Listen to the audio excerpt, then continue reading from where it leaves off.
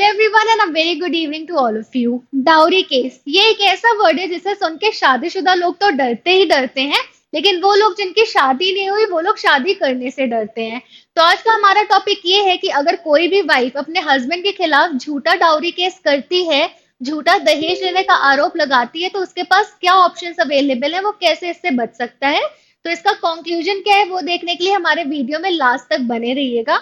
तो चलिए आज का वीडियो हम स्टार्ट करते हैं, बट उससे पहले अगर आप हमारे चैनल पर नए हैं तो आप हमारा यूट्यूब चैनल सब्सक्राइब करिए, साथ ही साथ आप बेल आइकन को भी प्रेस करिएगा ताकि हम कोई भी नया वीडियो आपके पास लेकर के आते हैं तो आपको उसका नोटिफिकेशन मिल जाए।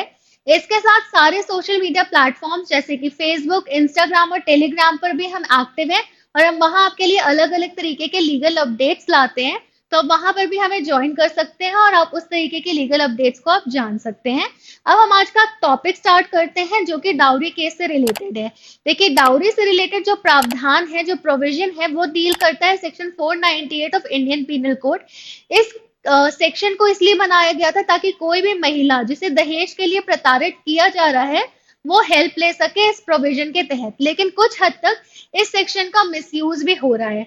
तो अगर ऐसा होता है कि कोई वाइफ झूठा फॉल्स एलिगेशन लगाती है हस्बैंड के खिलाफ कि वो उससे दहेज मांग रहा है या उसे प्रताड़ित कर रहा है, तो हस्बैंड के पास क्या क्या ऑप्शंस अवेलेबल हैं।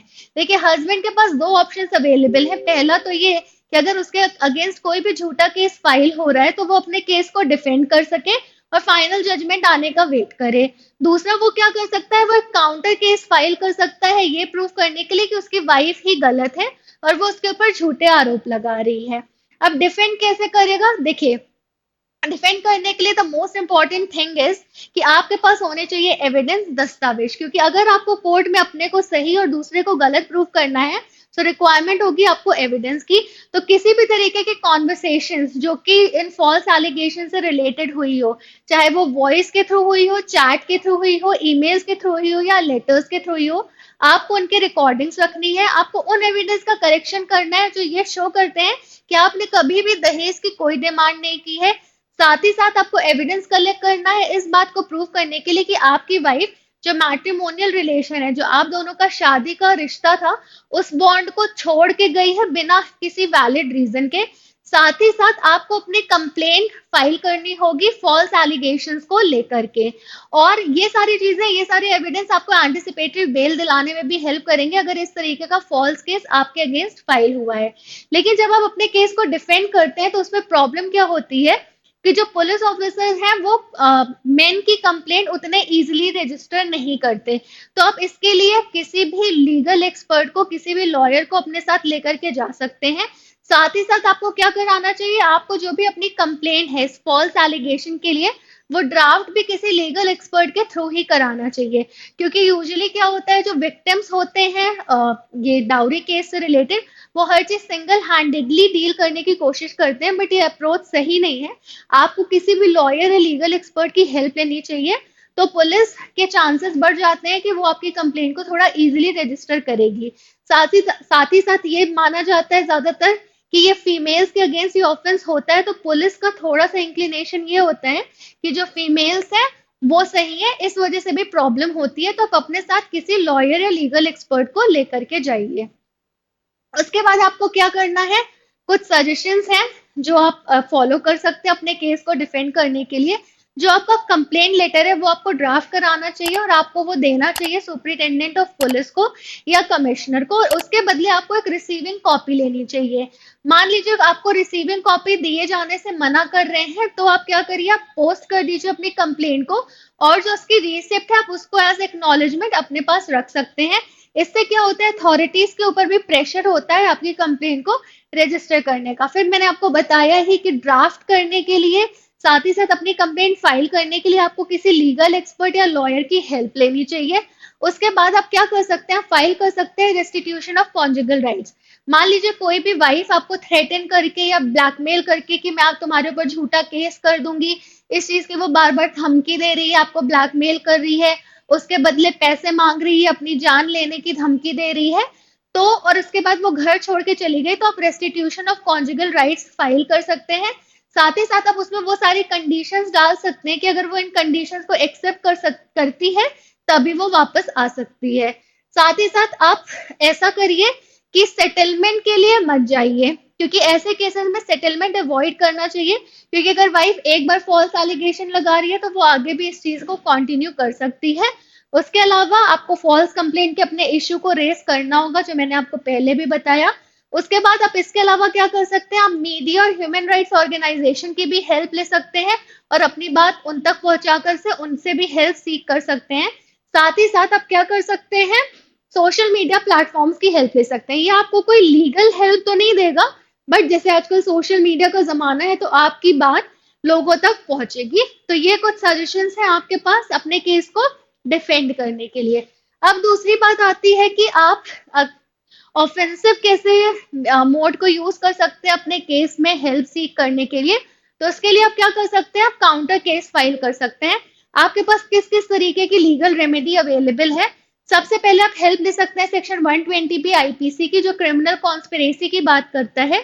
आप ये बता सकते हैं कि वाइफ कॉन्स्पायर कर रही है आपके अगेंस्ट अपने फैमिली मेंबर्स के साथ मिलकर, आपको झूठे मुकदमे में फंसा रही है। इसके बाद सेक्शन 167 आईपीसी, मान लीजिए आपकी वाइफ के साथ कोई भी पब्लिक सर्वेंट इन्वॉल्व है जो कि फॉल्स कंप्लेंट फाइल कर रहा है, साथ ही साथ फॉल्स डॉक्यूमेंट प्रिपेयर करने में हेल्प कर रहा है, तो आपको हेल्प मिल जाएगी सेक्शन 167 आईपीसी की। उसके अलावा सेक्शन 191 आईपीसी, मान लीजिए आपकी वाइफ या उसके फैमिली मेंबर्स कोई भी फॉल्स एविडेंस यूज कर रहे हैं ये शो करने के लिए कि आपने उसे प्रताड़ित किया है दहेज के लिए, तो आप सेक्शन 191 इंडियन पिनल कोड की हेल्प ले सकते हैं। सेक्शन 500 आईपीसी डिफेमेशन, जहां पर आपको ये लग रहा है कि आपकी रेपुटेशन हर्ट की जा रही है, तो आप सेक्शन 500 आईपीसी की हेल्प ले सकते हैं। उसके अलावा सेक्शन 504 आईपीसी की भी आप हेल्प ले सकते हैं।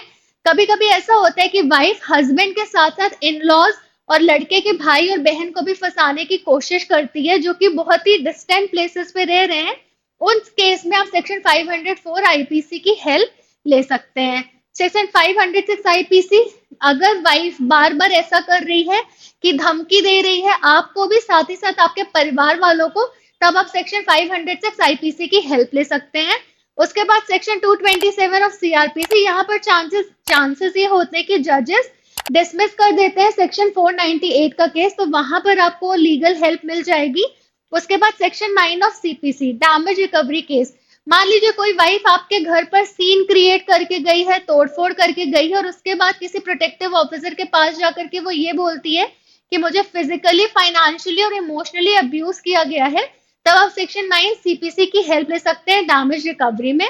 इसके अलावा मेडिकल, जैसे मैंने आपको स्टार्टिंग में बताया कि सेक्शन 498 इंडियन पिनल कोड का जो है वो बनाया गया था फीमेल्स की हेल्प करने के लिए, क्योंकि यूजुअली ऐसा होता भी है कि लड़कियों को प्रताड़ित किया जाता है दहेज के लिए और उसके बाद उन्हें मारा पीटा जाता है।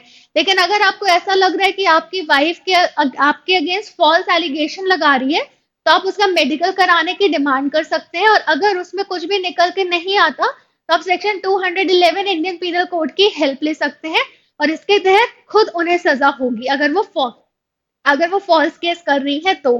फिर थ्रेटनिंग, मान लीजिए आपकी वाइफ आपको और आपके परिवार वालों को बार बार धमकी दे रही है कि अगर तुम मुझे इतने पैसे दो, नहीं तो मैं झूठा केस कर दूंगी या मैं सुइसाइड कर लूंगी, तब आप सेक्शन 383 और 384 की हेल्प ले सकते हैं आईपीसी, अगर वो आपसे पैसे मांग रही है।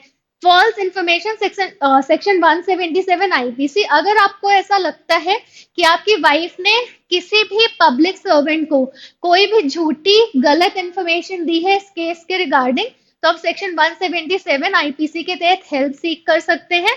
और सेक्शन 482 ऑफ सीआरपीसी, जो हस्बैंड है वो हाई कोर्ट के पास जा सकता है अपील में ये बताते हुए कि उसके अगेंस्ट फॉल्स कंप्लेंट की गई है या फॉल्स एलिगेशन लगाया हुआ है उसके ऊपर, और कोर्ट चाहे तो इस केस को कंप्लीटली खत्म कर सकता है।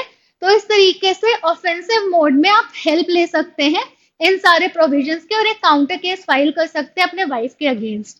तो जो हमारा आज का डिस्कशन है उससे ये पता चलता है कि सेक्शन 498 एआईपीसी का एक्चुअली फ्रेम तो किया गया था फीमेल्स की हेल्प करने के लिए, बट काफी हद तक इसका मिसयूज हो रहा है, जो कि एक बहुत बड़ा सोशल कंसर्न है।